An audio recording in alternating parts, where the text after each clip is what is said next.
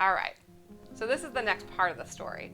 And you'll find Daniel's not actually in this part, but it lays the groundwork for things happening later on. So, I told you before that Daniel was held in high regard, and so were his friends, okay, because of what they were able to do. And so later on, Nebuchadnezzar, he built a shrine, a golden shrine that he had ordered everyone to worship when they heard a bell ring, okay?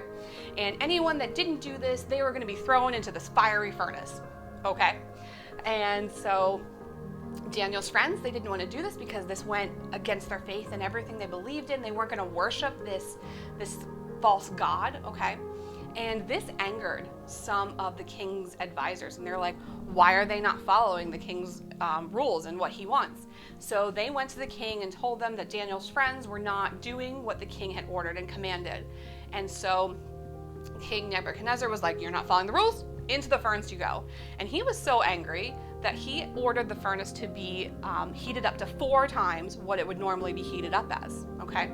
And so Daniel's friends were thrown into this furnace, and the whole time they were in there, they were praying, and they were walking around in the furnace, and everyone had expected them to be dead at this point, okay?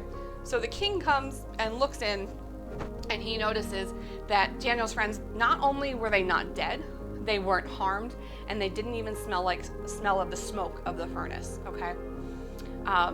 And he was so astonished by this that he had them taken out of the furnace, okay? And he was so amazed by the power of God and what God could do that he forgave them for that, okay?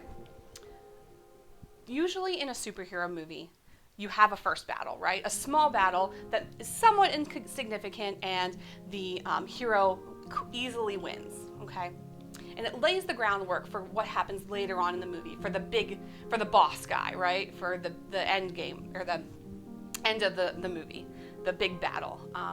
This one is no different. It sets the stage for what's going to happen later in Daniel's story, okay? And it's a way for us to kind of get a taste of what the hero can do, and it whets our palate and keeps us watching for more. Right, the first battle in the superhero movie. It's always very exciting because, it's not quite as easy as that opening scene where the hero's just on top of his game, but it's not utter defeat and destruction. It's where we meet the villain. It's where we discover what the villain is all about. So in Ragnarok, Thor meets his villain, Hela. And that first battle, that first scene, it's crazy. Like, there's a lot going on, and it seems like ridiculous, and Thor is beaten but not destroyed. He just sort of has to retreat and regroup and figure out how he's going to do things. His hammers gets busted. It's just jarring. It absolutely jars you, like, oh, what's happening? How did this occur? And it just sets that stage for the rest of what's going to happen in the movie. And Jesus had the same experience. His first battle, so to speak, with the Pharisees. He avoided their traps and tricks, but it's jarring to see, like, oh, not everybody does love this Jesus guy. Not everybody is a fan of him. There's a villain in his life. And it happens to us too. There are times when we experience knowing that a storm is coming. We can see it coming. We're aware that it's going to be happening.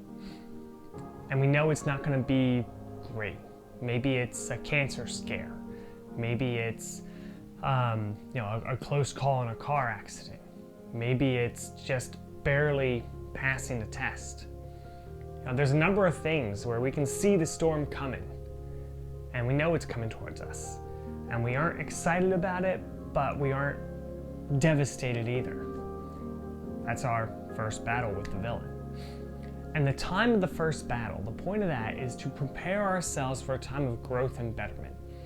That's our signal to remind us that something better is coming. Because you see, every superhero movie, they have this experience, and by the end of the movie, they're better, stronger, faster, excellent, awesome, wonderful, just phenomenal.